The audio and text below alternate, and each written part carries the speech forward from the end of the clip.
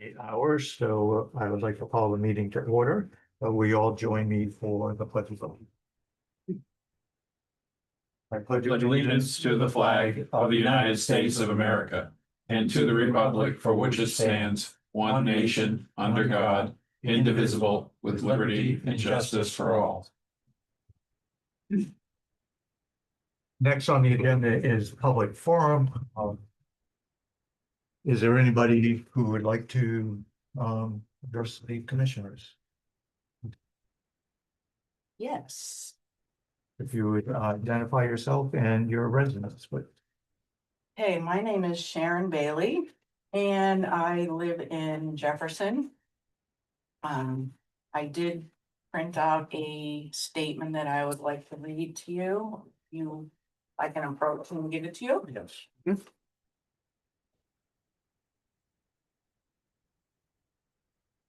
Get them up.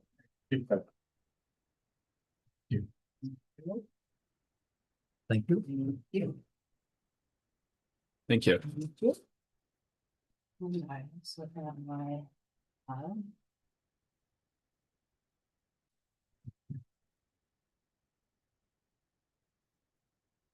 you like one? Yes, please.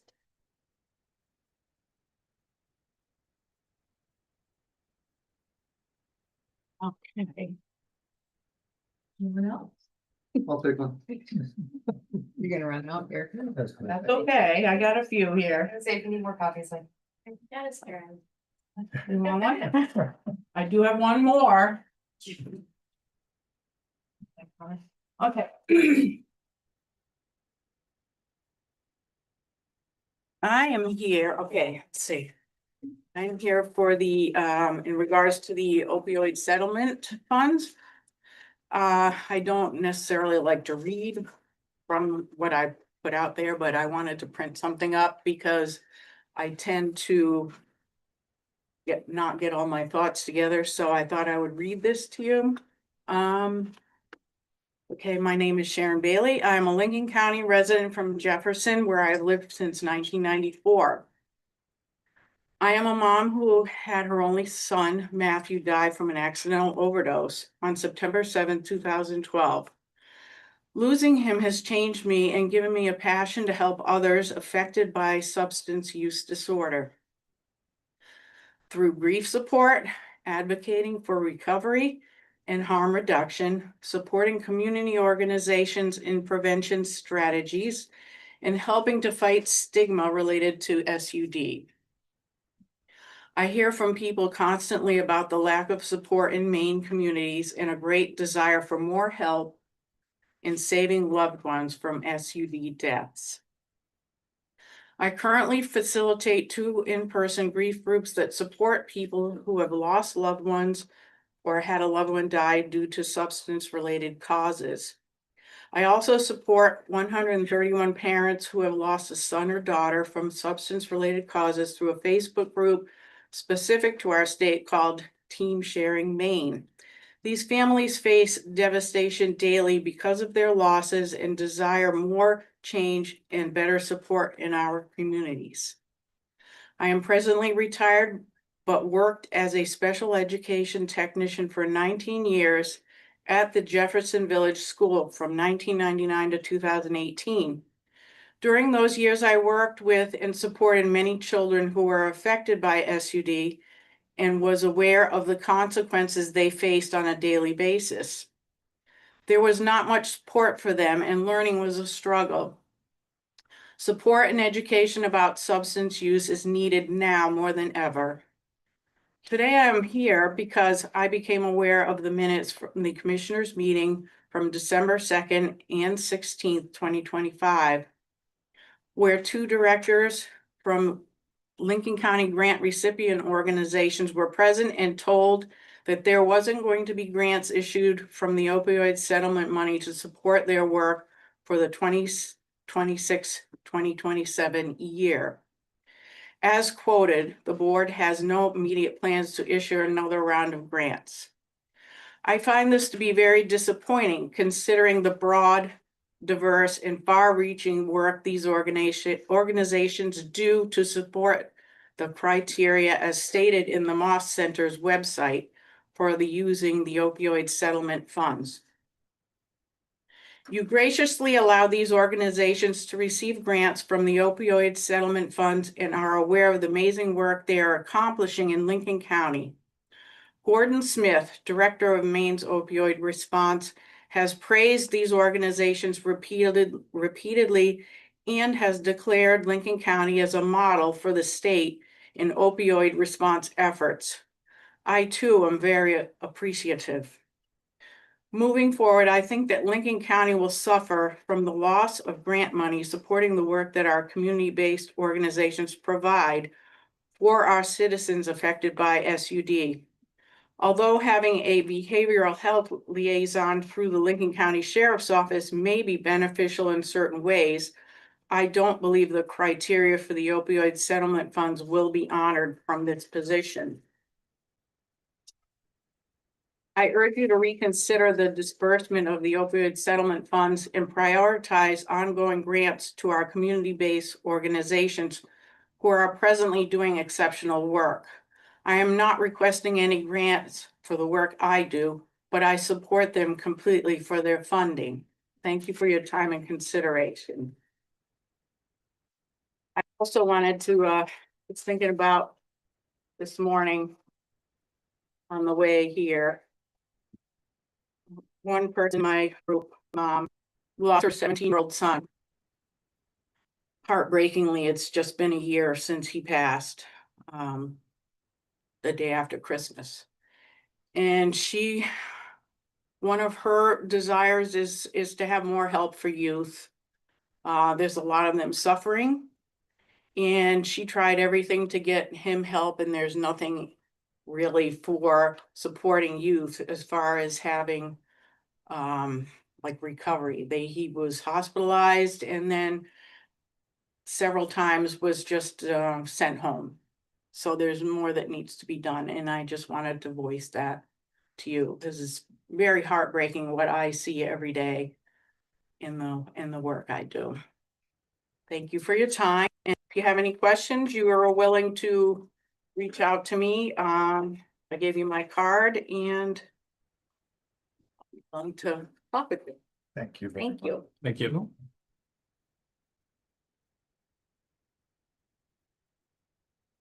Next on the agenda is the minutes from our January 2026 meeting. What would you like to do with that? Move to approve the minutes as written. A second, the motion. Been moved in a second to accept the minutes as written. All in favor signify by saying aye. Aye. It passes 3-0. Next up, was the finance department. Michelle. Morning. Before you have warrant number 98, this is a warrant for 2025. When I reconciled the December cash, I found some ACH payments that hit the cash account that by our practice have to run through a warrant. So this will be the final 2025 warrant. In the sum of $6,094.86.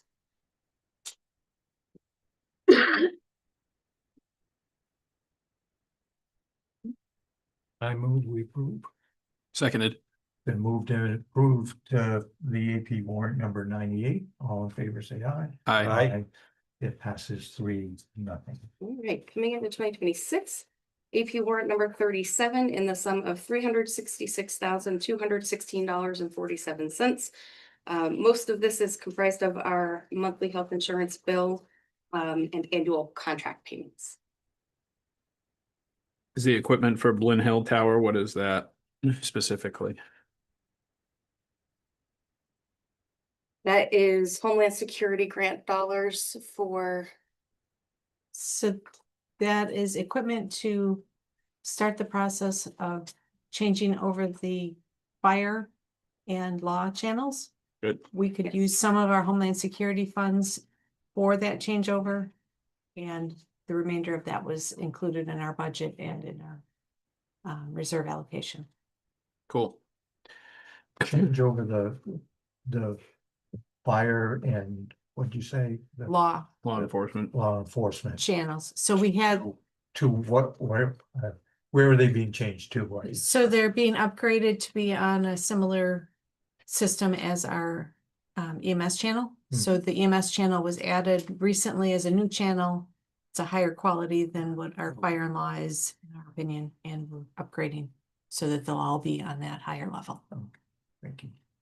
And the outreach to RCM has already occurred to start that project early so that we can get it moving forward.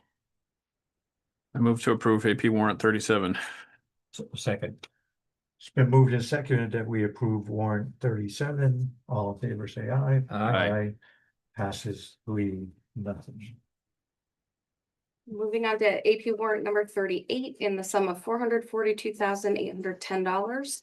This includes January and February monthly jail assessment payments to TBRJ and a purchase of Easy Street Draw software for the sheriff's office as part of their CAD system upgrade.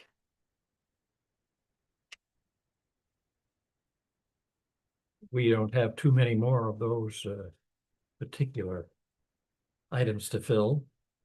This is the one, Yes. this is the one we have to keep doing.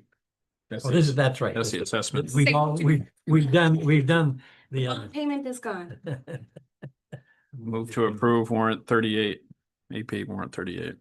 Second. It's been moved and seconded to approve accounts payable warrant number 38. All in favor, say aye. Aye. It passes 3-0. And finally, we have the second payroll of 2026 in the sum of $265,976.64. I move we approve. Seconded. Been moved and seconded that we approve the payroll warrant 2026-2.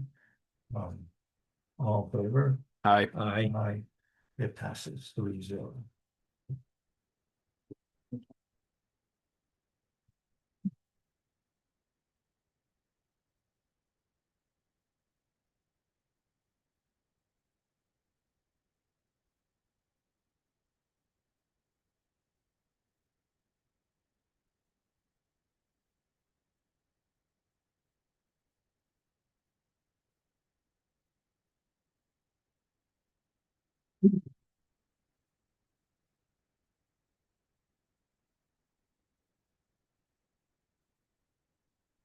That's the last one, I promise.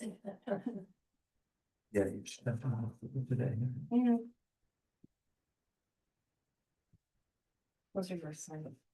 Okay. That one's yours.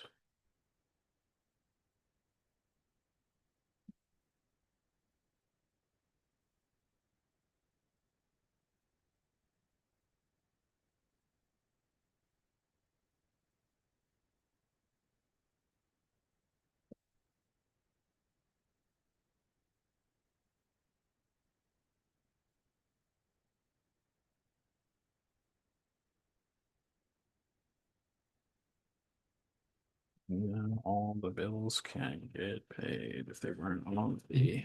Did you skip over the overtime? We didn't, I didn't discuss anything with overtime stuff.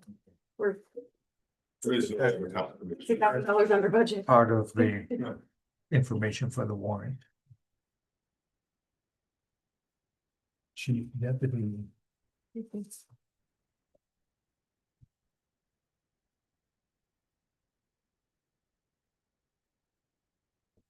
Good morning, thank you, sir.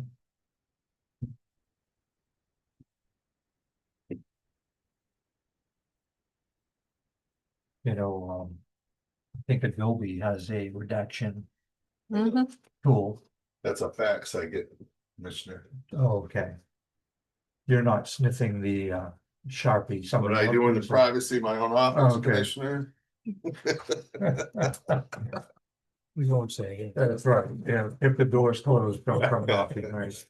All right, No, sir. thank you. What do you have for us today? All right, so let's start with the normal count up to Two Bridges. The population has a little decline there. I think you'll notice one of the reasons for that decline is there are no more ICE inmates at Two Bridges. They were removed, I was told, at some point last week, so there are no more there. And then the one inmate from Somerset is a female inmate. I think is there for boarding fees. That was one of when the new restructuring, there was gonna be some movement within the unit holding females that would allow the authority to generate a little income from housing other female inmates, but So is this a person that came under Knox's agreement? the what? Summer. I don't No. know if they already had a side agreement. and No, then- no, this is totally the jail, having open space with Okay. that female pod and using it to generate a little Got it. revenue. I think you'll see those numbers probably jump a little bit throughout the year, depending on what type of needs are in other counties, but there's room at the end for females, and so that they're good, if they have that room, they're gonna board them, and make a little money. But our numbers have dropped a little bit, not what we really like, but that's what they are at 29, Saginaw 19. Knox has jumped in full board with 57, Penobscot staying around where they usually are, 52, and then again, our normal 2 or 3 federal inmates. Are you expecting any ice or any additional ice, or did they give some indication that they're not gonna be around in the community? Well, any of these inmates that were housed at Two Bridges, I don't think were any of I've seen were really even local connections. These were inmates that entered the system from outside the state of Maine that were housed here during their waiting time for detention. So, but I have no information that we're going to be housing any additional more ICE inmates. I think that the operational goal of the jail authority, with the addition of Knox, quite honestly, there won't be enough room. It's a capacity. issue. Right, Okay. right. Thank you. All right. Any other questions on the numbers? All right, so I'm happy to tell you I got 2 ACO contracts and that'll be it, I promise. That's the last There's no one, more right? ACO I won't bug you again with these until probably next November. But I have the town of Southport and the town of Waldeboro. Just like in all the other cases, they are the exact same contracts as the previous year, with the only addition is the wages for the ACO changes. I'll move to approve the ACO contract renewals for Waldeboro and for Southport. Second. Been moved and seconded to approve the animal control contract for Waldeboro and Southport. Any further discussion? Hearing none, all in favor, say aye. Aye. Aye, yep, that's just the.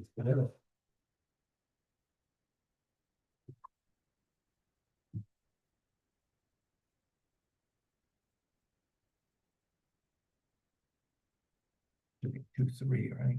Yes, sir.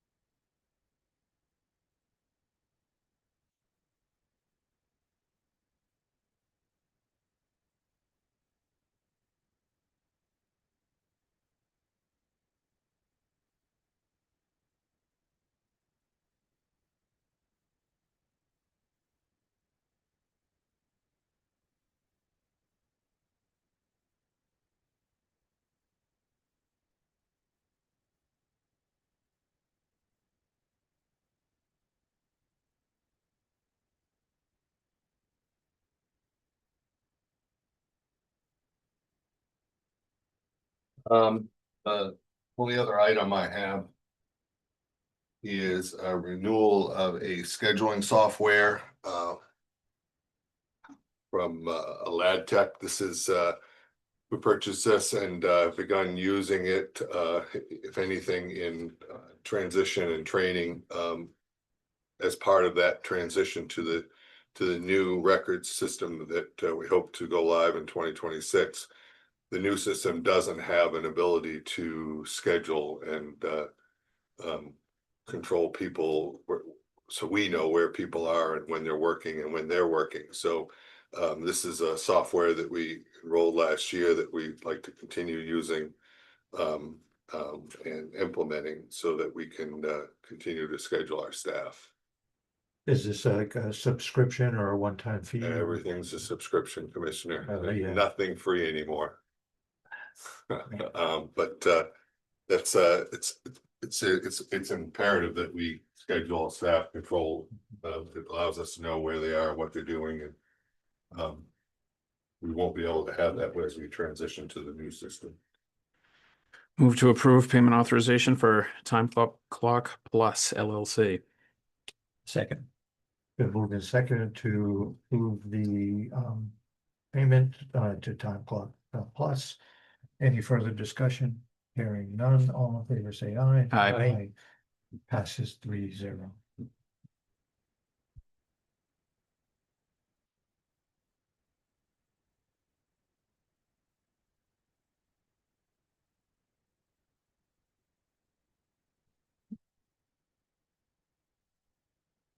And it has an alarm that goes off if overtime is being requested. It goes directly to Commissioner Blodgett's phone. There we go. And it'll only go over 10 hours overtime in 1 week.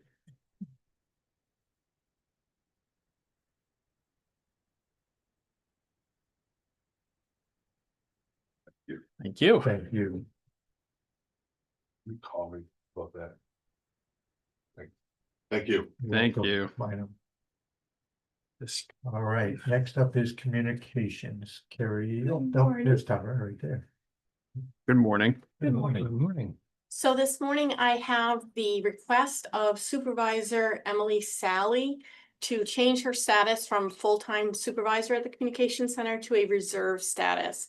Emily was blessed with a baby girl in November and has made the decision to not return full-time. And so we would like to request that her status be changed from full-time to a reserve status to assist with the comm center as she's able to when she's able to return.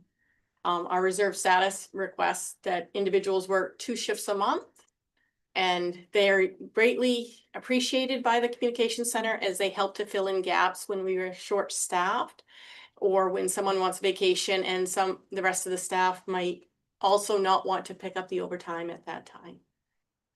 So is there a plan to backfill which the We full-time? We had put out for applications for supervisor position. We did an interview at that time, and we are still have an opening for a supervisor's position at this time. We had a good candidate, and we're still working through some things before any job offers will be made in that position. Move to approve the supervisor change of status for Emily Sally. Second. It's been moved and seconded to approve the change of status. Any further discussion? Are the reserve shifts standard with, like, are they 10 or 12 hour? They are completely random. Gotcha. They are whatever at their leisure, what they are able to work. For example, we had a call out on Sunday night, which would have resulted in forcing in somebody to come and fill that 12-hour shift. And one of our reserve folks who had picked up a shift yesterday to be a third person said, well, I'm willing to shift to Sunday night, filled that 12 hours so we didn't have to force anybody at all, and then just opted out of yesterday's because it would have been a third. But it makes it very handy for us and very convenient that they're able to have that flexibility. Yep. And would she call in just to work dispatch or as a supervisor? Just As well. dispatch, Just just dispatch, dispatch, yeah. okay. It would be a reserve communications officer. All right, so all supervisory roles have gone away. Correct. Any further questions? Hearing none, all in favor of the change, say aye. Aye. Passes 3-0. Thank you very much. You're Thank you. Welcome. Have a great day. Thank you. Thank you. Okay, next up is the emergency management. You're like a jack in the box. We're all sitting outside like we're the principal's office today. We have chairs inside. Are we not that welcoming or what? It's entertaining to sit out there, I guess. I won't explore that, but go ahead. There's a couple things on the agenda from your agency. There are, so we're looking for approval for me to sign on the commissioner's behalf to accept both our LEPC grant that comes from the state of Maine and our Emergency Management Preparedness Grant, EMPG. Let me know when you want me to take it over. Both of these grants were grants that we were formerly not applying for or not even looking to accept. However, there's been a lawsuit that has been, I don't know, what's the right word term for that? So we declined on applying for the grants previously because there was a term in the standards and conditions by Homeland Security that would require us to participate with ICE enforcement. And the lawsuit that was filed on behalf of, I think it was 20 states, was 12? 12 states. Thank you. Yep. Was ruled in our favor, so we're not bound by those standards.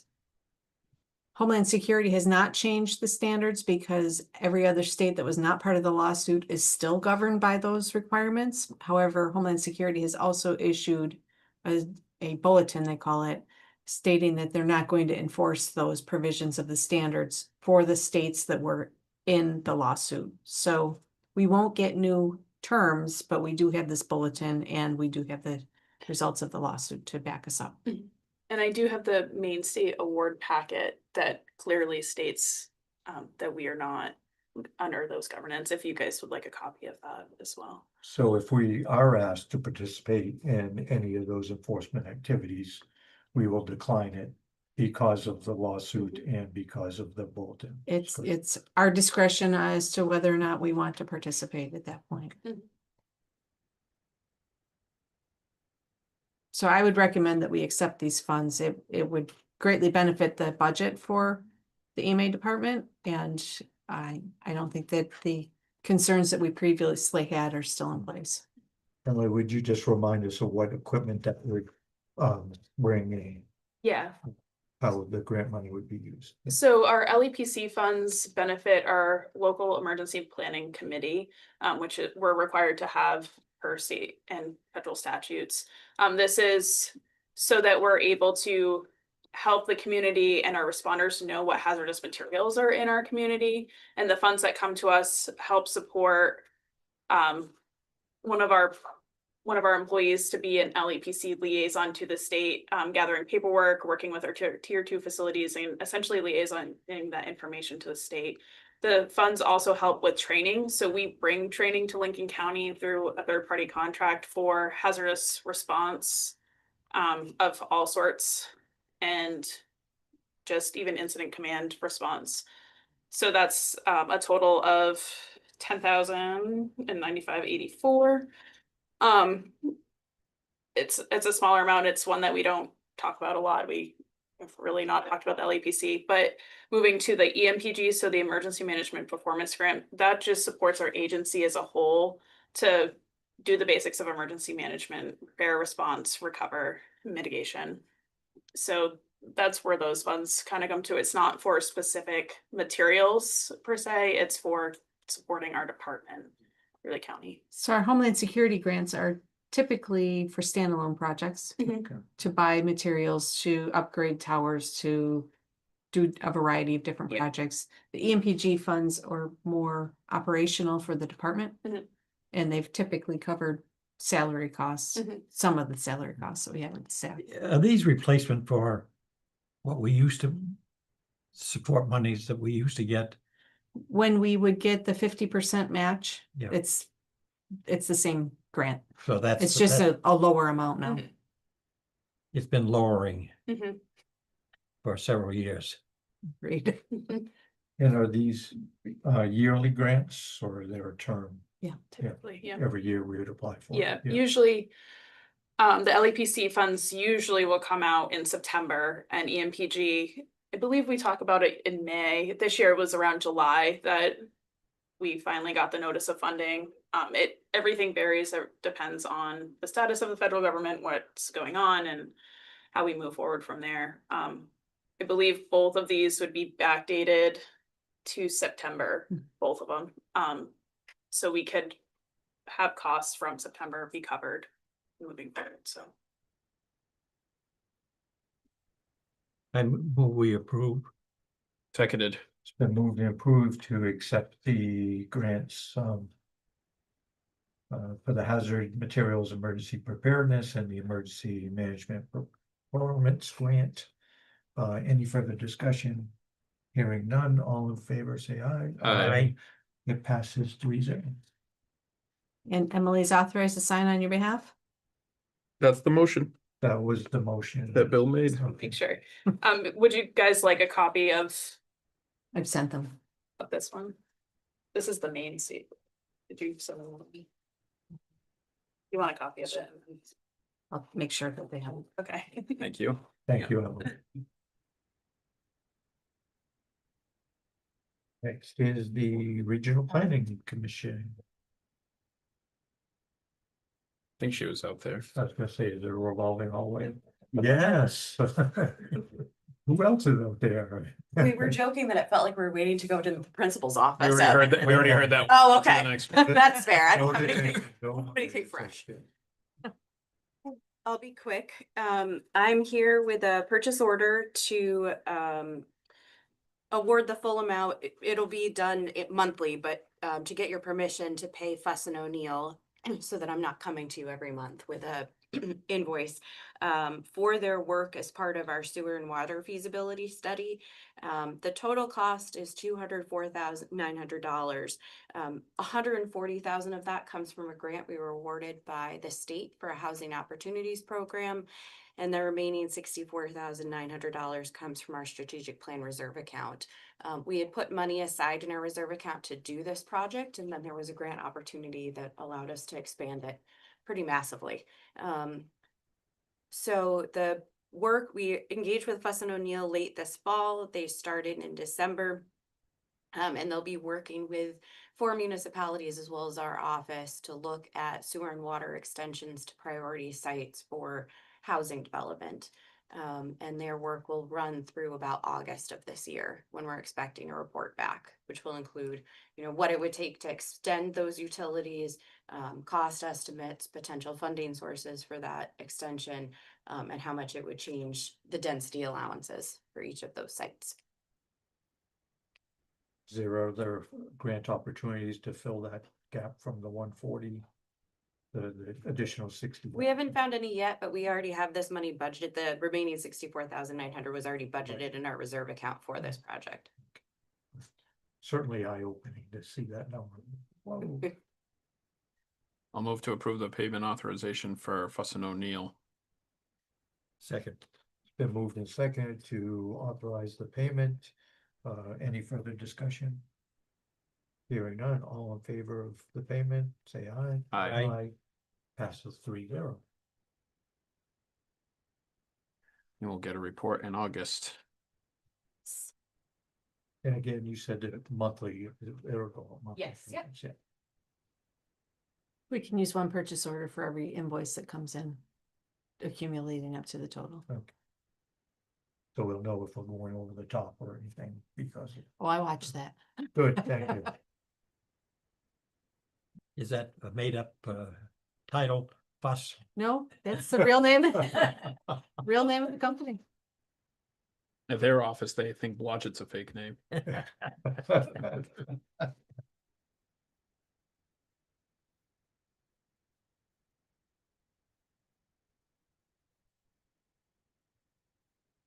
That's not so bad for the principal's office, is it? No, All right, okay. it's that I'd be quiet. Yeah, all right. I'm just here to get a permission slip. Thank you. Thank you. Have a good day.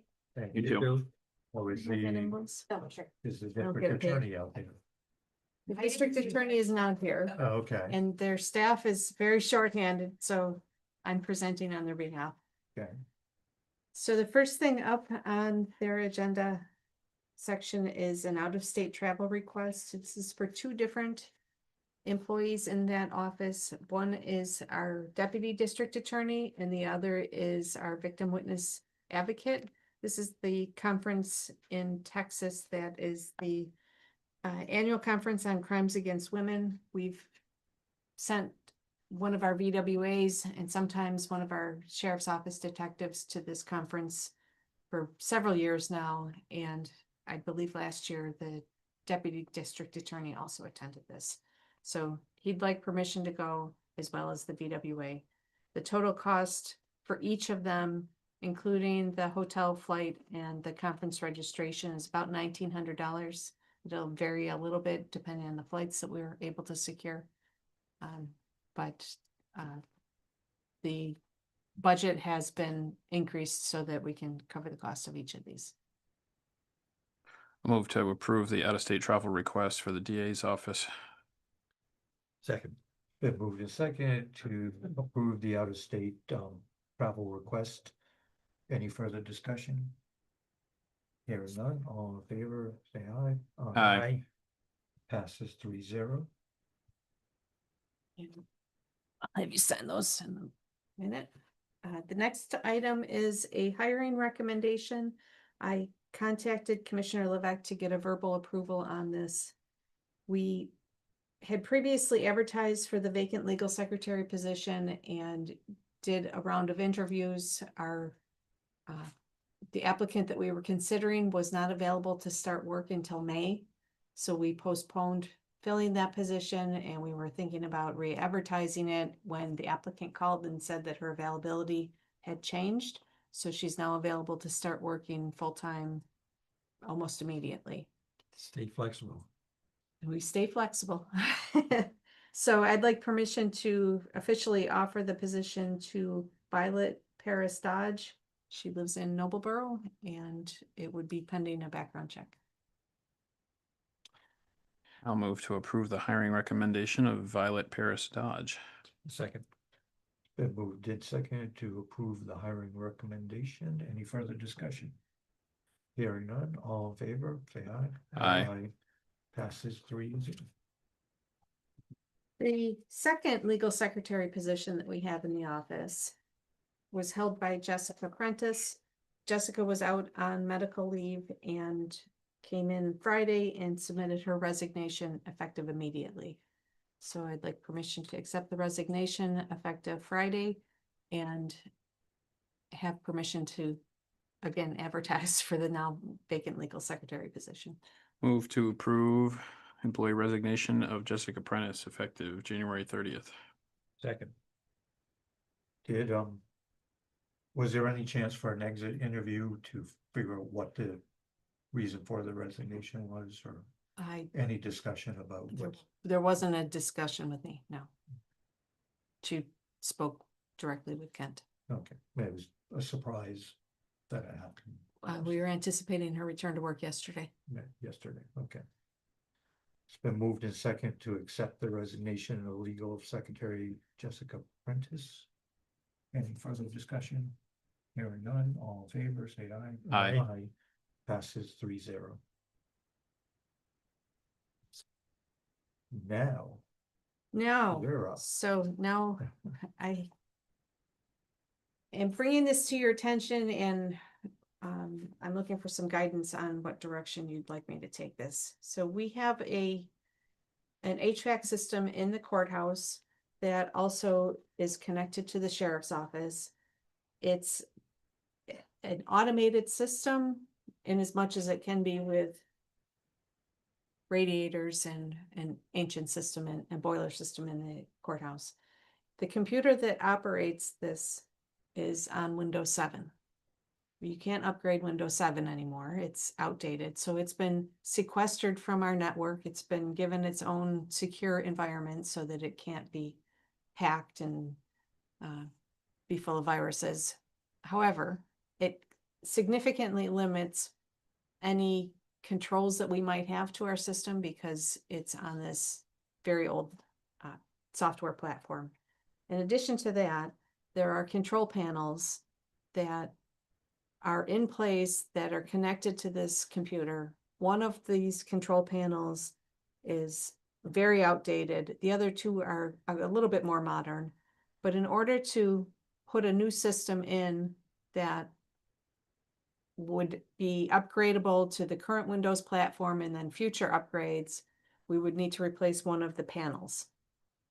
the oldest panel doesn't work with the new computer systems. So what our vendor, our heating vendor is recommending is that we replace the panel, replace the computer system, and put this new control system in place that would control the courthouse and the sheriff's office, and it would be expandable to any future buildings we might build. So it's a software product that can work virtually. So if we were to build a new public safety building, this would be the software that we would use to manage that building as well. So the total cost of doing all of the upgrades, including the hardware for the panel, the computers, all of the hard components, as well as the design of the system, the installation, the programming, and all of that. It's all in one proposal. And the total amount is $73,264. It's a lot more comprehensive than what we were originally thinking that we were going to need. It's not an opportunity for us to just buy a new computer, put a new computer in place. The reason why we're still operating on Windows 7 is because we can't just buy a new computer for it. The old software doesn't work with the new Windows.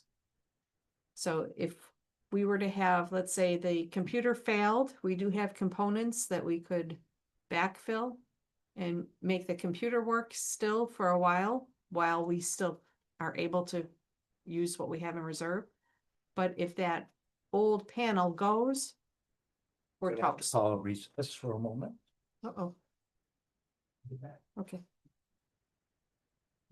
You mean our old boiler won't? The boiler will work fine, but we can't talk to it through the computer system. And our vendor won't be able to connect to the computer system remotely to be able to monitor and make any changes that we need to it. That's too bad. So it's not broken today, but it's something that I'm putting on your radar for a very imminent replacement of this system. So could we take the money out of reserve and fund this? I think we could. But what I'm wondering is if you would prefer this to be part of our budget process, and we put this into the 27 budget and we just do our best to get through this year on the system that we have. Excuse me. That sounds like we ought to be planning. We need to plan for it. It will need to be replaced. It's just a matter of how soon will that panel go. Yeah, then as soon as we say we wanna do it in 27, it'll break down in March. Then we'll figure that out. Yeah, I'm familiar with it. Yeah, the Excuse me. benefit of acting on it now is you order the panel, you get it installed. It's not an emergency repair. If you plan for it, obviously, it's a lot more prescribed process than just an emergency upgrade. Bless you. The other thing that is in the back of my mind as we consider this is we've got a pretty significant elevator repair happening this year. So the reserve account will be taxed already with that cost. So completely depleting the reserve account isn't really in our best interest. What do you recommend? I would like to make this a planned replacement and include it in our budget. I think that's better for us in the long run if we can get through this year on the system that we have. I think so too. If it can make it. My apologies. We're discussing making this purchase a planned upgrade in FY 27. We asked for this meeting with Siemens. We aren't experiencing any emergencies right now. We know that this computer is outdated. The system has some outdated components, and in order to start that process, we asked them for a quote on what it would take to get us to be on a modern system. So what's the chance of failure though between here and there? So it's a guess at this point. The computer is sequestered on its own network. So I don't have any concerns about it being attacked. But if that computer goes, we do have some backup components available, so we could make the computer work. If the panel goes, we're done. But the panel's been there for many years and it's not failing today. So it's not like it's acting up and we needed Siemens to come in and give us this proposal. I think our best course of action is to include it in the 27 budget. And if it becomes an emergency this year, we address it then. We could handle that by a capital account. or- So the we had to. The capital account isn't, it's a general amount of money. It's not designated to each specific component. So there is enough funding in there. If we had to pay for this year, we could. The downfall is if that panel goes, it's an emergency repair. And you have to wait for those components to be built for us and delivered and so on. Kind of like what we're going through with the elevator. Hmm. There's a lag time. And if it fails, you have no system. But it's not acting up right now. We asked for this meeting with Siemens. I think it would be beneficial for us to budget this amount and then know if it's an emergency, we do have the funds there. So is this just more of an informational thing or is there any? This was the first proposal we've received, and I'd rather have it on your radar to know that this is being discussed and that if we do decide to put it into the budget for the next cycle, that this is coming, this is something that we're planning to take care of. Well, that's the way we should be doing it, That's, as opposed to, there are some. I don't want to wait for it to break to ask questions. I'd rather know what we're up Hmm, against. sure. Okay, so at this point, I'll just let them know that we've received it and we'll put it in our budget process for 27. Yes. Sounds good. Yeah, I guess it would be helpful to know if their quote, will extend into 27 or. So they gave us a similar quote on the heat pumps at the comm center, and the price didn't change very much at that point. They're pretty good with their estimates. The next item I have is a payment authorization to Maine Connectivity Authority. This is for the Regional and Tribal Broadband Partner Grant. We were a partner with Maine Connectivity Authority for 3 years. The last year was in 25. It ended December 31st, and this is the grant closeout payment. So what Maine Connectivity Authority did was they fronted us the money for the grant. We did the work. We reported quarterly. At the end of this grant cycle, there was $8,410.68 left, and that needs to be returned to Maine Connectivity Authority. And that was part of the grant agreement. So we just moved that be done. Yeah, I just needed a So- permission to so- issue the check to them. Seconded. Been moved and seconded that we reimburse the main committee activity, close out the account. Any further discussion? Hearing none, all in favor, say aye. Aye. Passes 3-0. Now onto old business. Which sort of relates to the HVAC system. So I do have an update on that. I asked Emily Raby to reach out to the Department of Transportation in regards to the property that we've been focused on in Damascata, Noble Borough, and the location of that property is on a DOT Control access. thank you, controlled access highway. So because it's controlled by DOT, they have significant oversight into development along that road. What they will allow is one entry in and one entry out, or one entry total that's in and out. There are significant restrictions on what kind of development can happen there, including government buildings. If we were to look at partnering with a municipality, there's significant restrictions on what the municipality would be able to build along that highway and actually have access to the road. We wouldn't be able to put up a sign within a certain amount of space from the roadway. And what DOT is trying to do is discourage development along those areas because the traffic pattern accelerates there, and this is in an attempt to limit any kind of crashes or disturbance along the roadway. I will tell you that DOT themselves were not successful in getting a variance that they wanted for construction in that area for one of their facilities. So trying to get a And variance on that. They handle their own. They handle their own. They weren't qualified to get a variance themselves. So the chances of us getting a exception to this rule are pretty slim.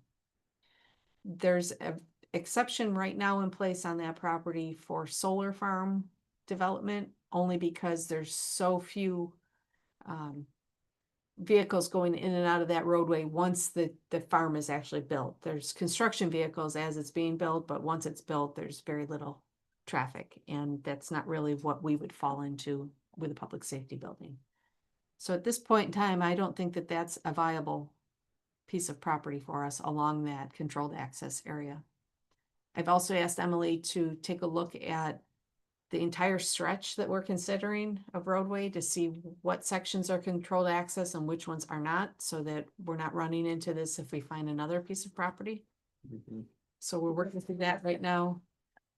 What DOT did recommend is if we identify a parcel on Route 1 that is in that controlled access zone, if we can find one that has a secondary route, kind of like, I'll just use the Sheepscot Road parcel that we were looking at. There's an entry and an exit on Sheepscot Road. So you could develop that direction and not have to worry about having access onto Route 1. Although that's not perfect because that's another entry off and on, and every time Right, you do that, that creates a hazard. So, right. but essentially, we have to take this property off consideration, under consideration. Right, so I looked at another parcel that's in Newcastle, that's in a residential area. I wouldn't recommend it, it's very residential, the roadway is just really not conducive to the type of traffic that we would introduce to that area. The road is not very wide, so trying to have 2 lanes of traffic would be a struggle at best, and it's extremely residential there. So we did have a realtor reach out to us and ask if we would go off of Route 1. There's a parcel that they thought we might be interested in. They also have another client that will be relisting their property on Route 1 pretty soon, but that parcel is only 7 acres, so it's not large enough for our needs either. So the good news is the word is getting out and people are aware that we're looking, and they're not afraid to contact us when they have things available. And I'm going to continue working with Emily so that we can narrow down the scope of the Route 1 viability for us. I think that's crucial first, is just show us what areas we can't Right. do anything. And I know also there's the area with the other tower and the propane tanks that are out there, so that must preclude certain area from there. Right. So it narrows it down to a few crucial places, but without owners ready to sell at this Yeah, point. yeah. So, yeah.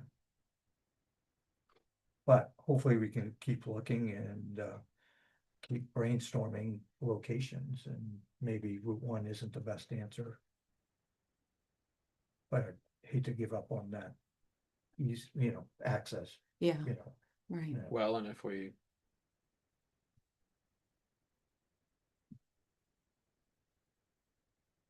There's always the option of building a road. Isn't necessarily the craziest thing, Well, depending on what, scenarios are out there. right.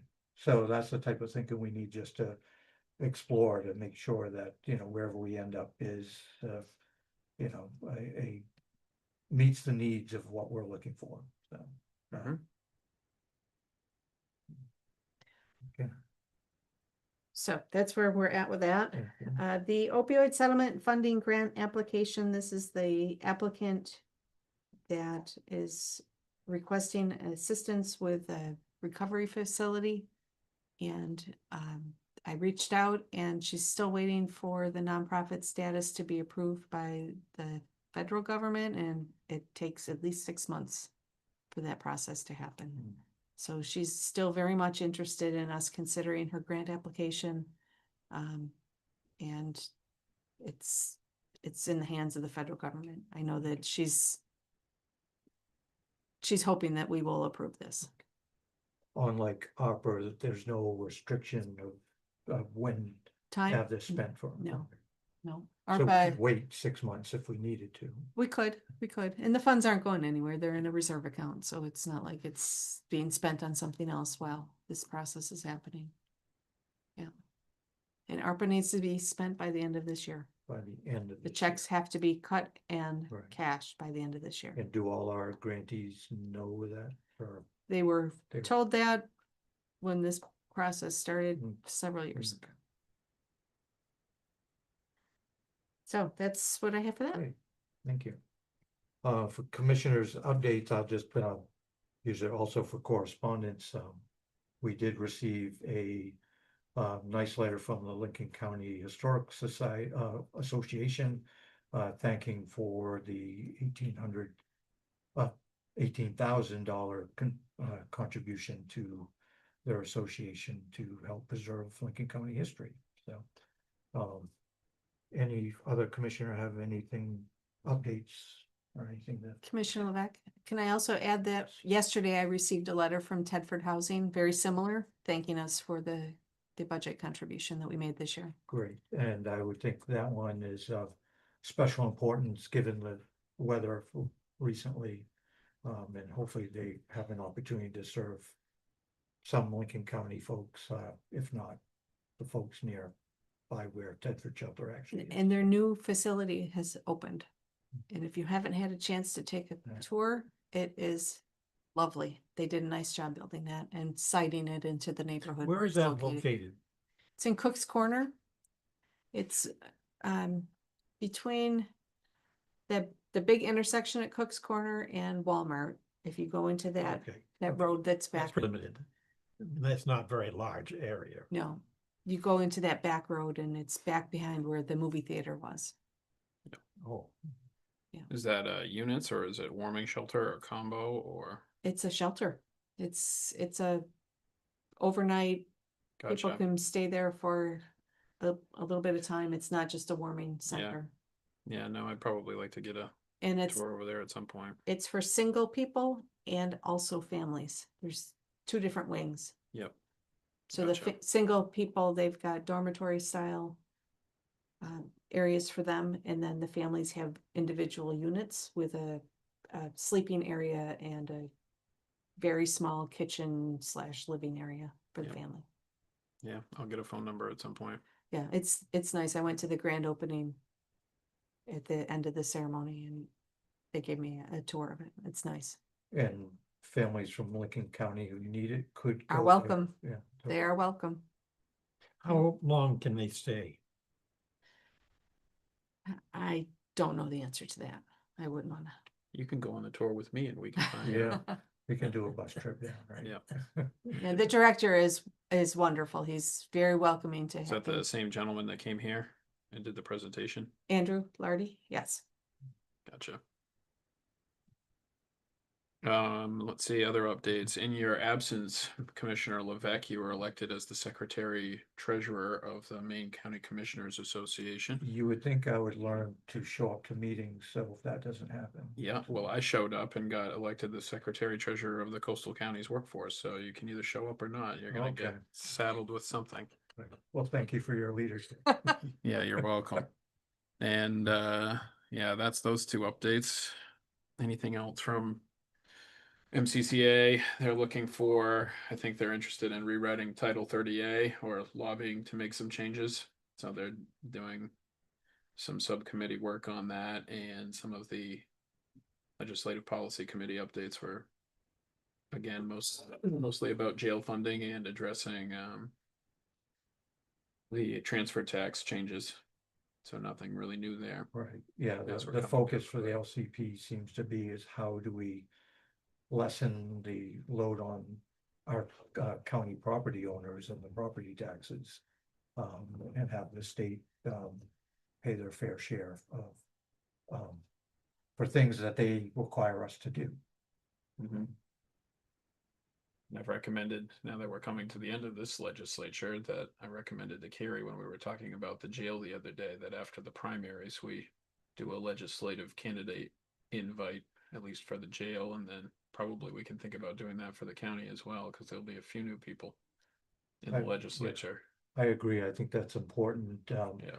bring them through so they can meet the register of deeds, the register of probates, and understand how that all works and the relationship with the state that we have.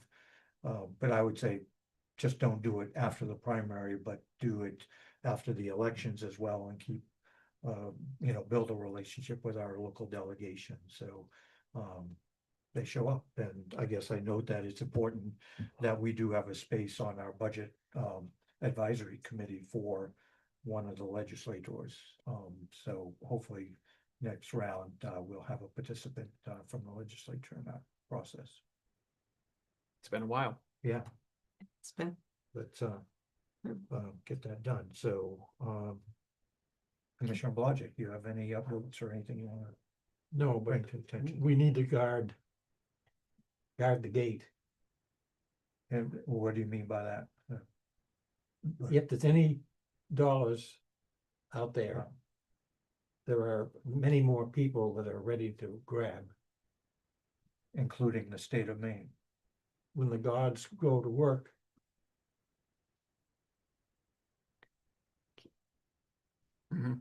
we have a informational presentation to the Criminal Justice and Public Safety Committee tomorrow.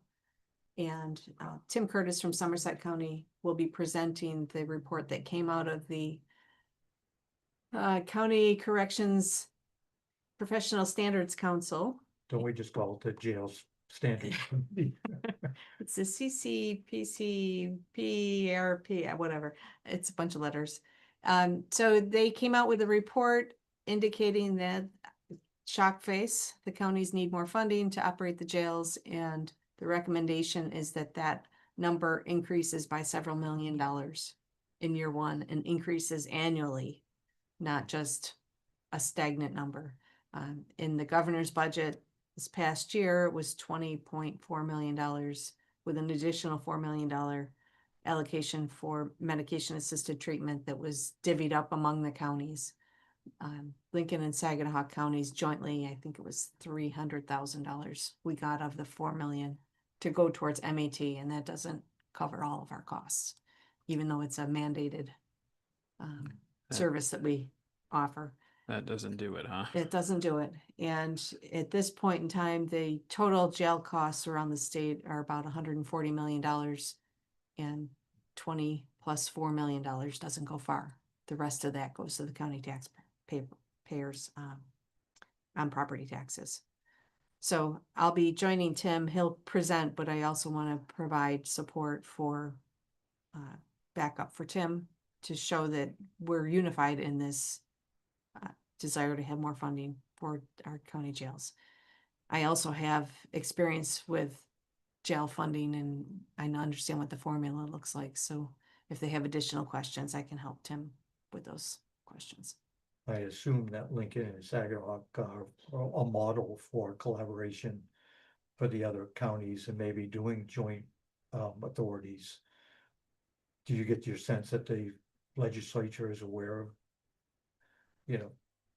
what we're doing to sort of keep costs low?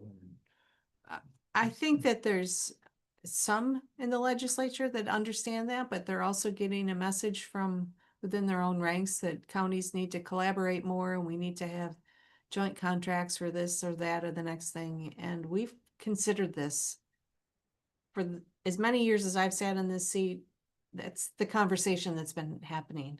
That's what led to the District 6 collaboration that we explored. That's what led to the Knox County agreement that we have in place right now. We've been looking to collaborate for every different way that we're spending money. And unfortunately, you can't just buy all your food and all your toilet paper from one vendor and have it delivered to one location for all the counties in the state. It just doesn't work that way.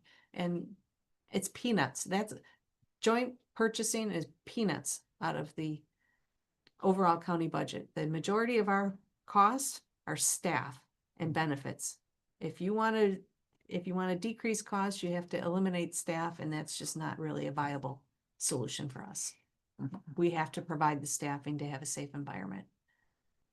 So I think that there are some that understand that, and there are others that believe the stories that they're hearing in the State House, that we're not doing our job to collaborate. I'll even go to the bat for Sagadahoc and say that they have all of their audit information into their auditor. That became a topic of counties are behind and Sagadahoc's behind on a couple audits, but all of their material is sitting at the auditor's office for months and months and months. And It's challenging. There's not a Yeah. lot, not a lot of auditors out there. Like many of the professions, there's fewer people going into them.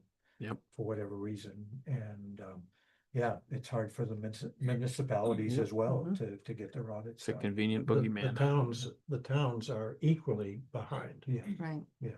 There just aren't enough staff out there to do it. No. And I was listening to one of the public hearings I think it was last week, about counties declaring bankruptcy and municipalities declaring bankruptcy. That's a bill that's at the legislature. And one of the legislators recommended that every 8 years, 2 counties out of the state get a forensic audit to make sure that they're spending their money appropriately.